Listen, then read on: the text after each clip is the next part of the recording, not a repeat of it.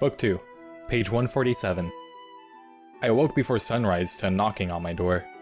The bangs were not overly aggressive, but instead sharp, precise, and remarkably impatient.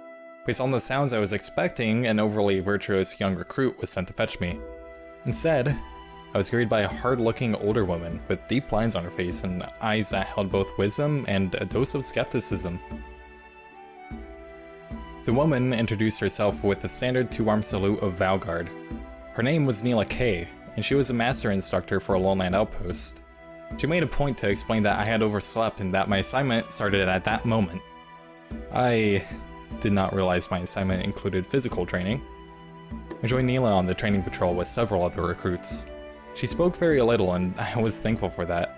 I struggled to keep up, so the thought of holding conversation did not seem promising.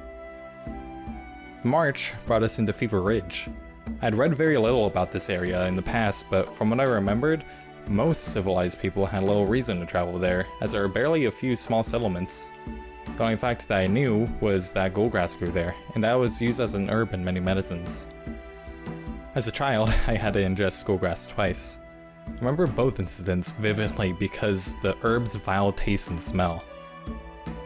Our path did not bring us through the goldgrass fields, but I did see a spare group of dilapidated houses spread between a few hills. This was just on the edge of the North March Pass, a trade route that leads into the mountains. We stopped for a time, while Nila and a few others scouted the area.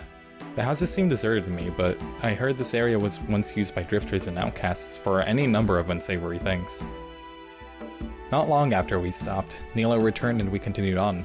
I was thankful for the break. Upon returning to the outpost, we had breakfast and I started my formal apprenticeship.